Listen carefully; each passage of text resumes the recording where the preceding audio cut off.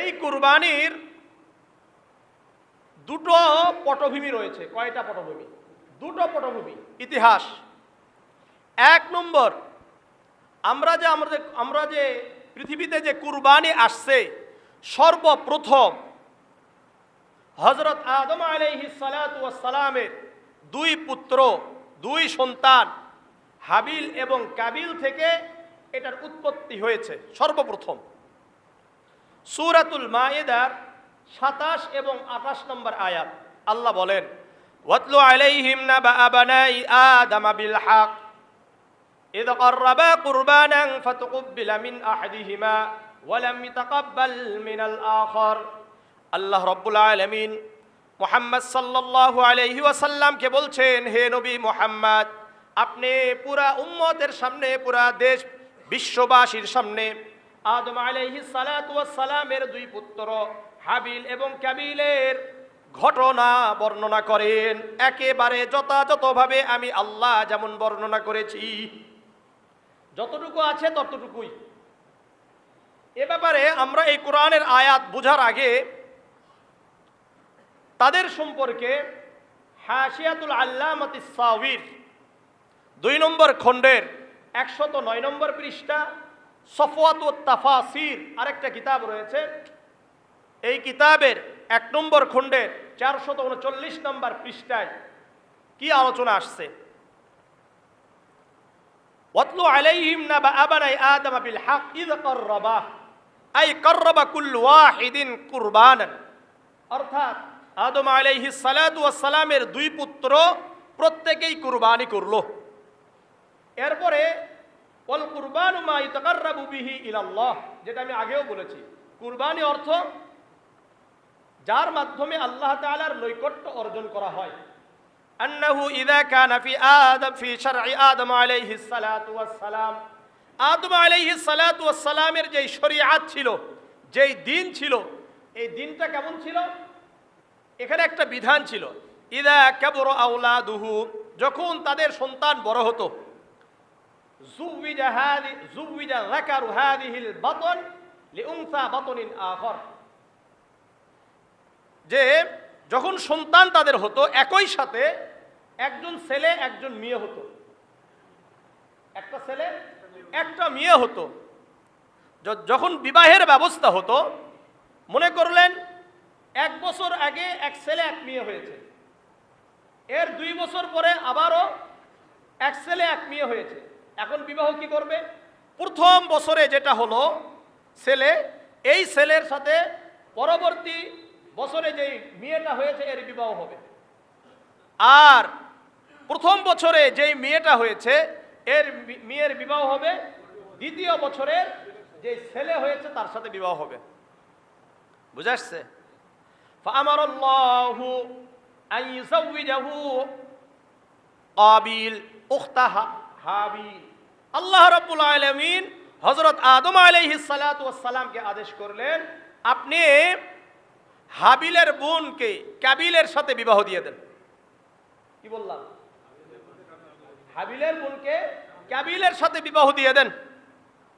ফাকানাত দামিমাতান, কিন্তু যেই মেয়ের সাথে বিবাহ দেওয়ার কথা হয়েছে হাবিলের বোন, এটা একটু কালো ছিল। কি ছিল? কালো ছিল, অসুন্দর ছিল। ওয়া হাবিল উখতা কাবিল, আর হাবিলকে কাবিলের বোনের সাথে বিয়ে দাও। ওয়া কানাত জামিলাতান, কাবিলের বোনটা সুন্দরী ছিল। ফরদিয়া হাবিল, হাবিল রাজি হয়ে গেছে। ও আবা কাবিল, আর কাবিল অসন্তুষ্ট হয়েছে। অসন্তুষ্ট হয়ে কি বলছে দেখেন, ওয়াকালা, সে বলছে কাকে? আদম আলাইহিস সালাতু ওয়াস সালামকে বলছে, ইন্নাকা তা'মুরুনা বিরাইক, আপনি তো আপনার নিজের রায় বলেছেন, আপনার সিদ্ধান্ত বলেছেন। লা মিন ইনদিল্লাহ, এটা আল্লাহর পক্ষ থেকে আপনি বলেন নাই। এটা কার পক্ষ থেকে নয়? আল্লাহর পক্ষ থেকে নয়। আজও কিছু মানুষ আছে নিজের স্বার্থের বাহিরে গেলেই তখন কোরআন হাদিসের আর কথা বলে না, বলে যে এটা হুজুরদের কথা। এটা কাদের কথা?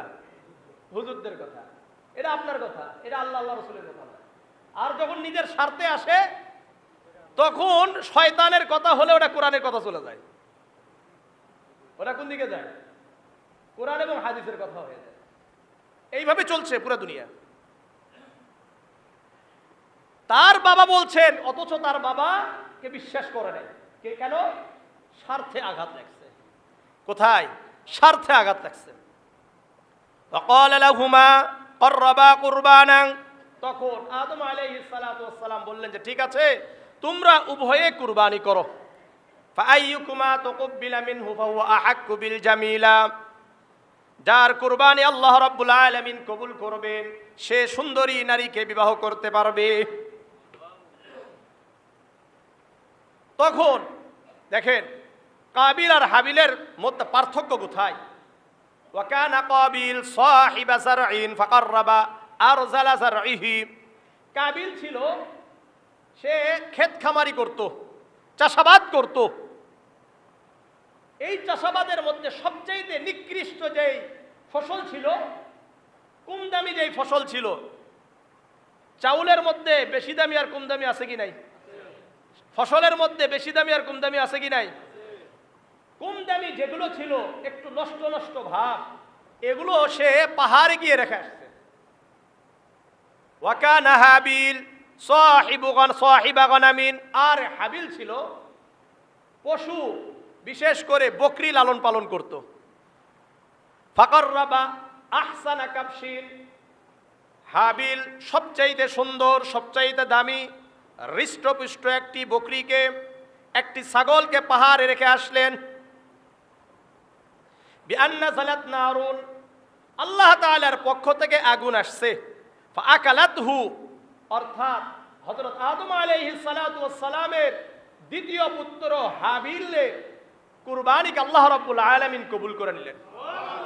ওই আগুন এসে হাবিলের যে ছাগলটা দিয়েছিল এই ছাগলকে পুড়িয়ে দিয়েছে। আর ওই সময় এটাই শরীয়ত ছিল যে যারা কুরবানি করবে একটা পাহাড় ছিল, পর্বত ছিল, এখানে রেখে আসা হতো।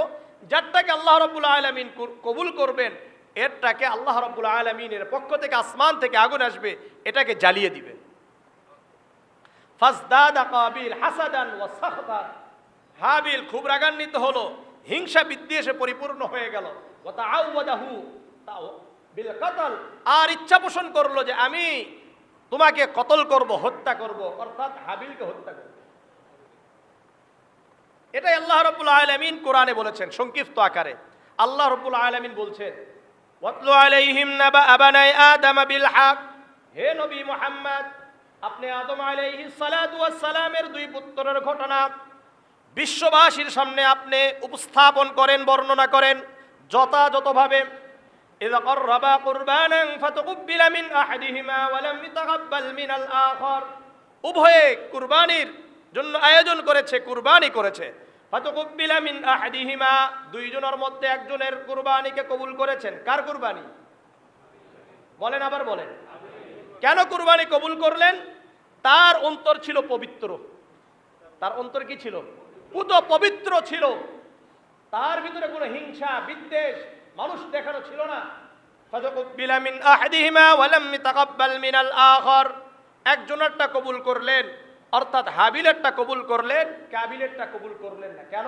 আল্লাহ বলেন ইন্নামা ইয়াতাকাব্বালুল্লাহু মিনাল মুত্তাকিন, নিশ্চয় আল্লাহ রাব্বুল আলামিন মুত্তাকিনদের কুরবানিকে কবুল করেন।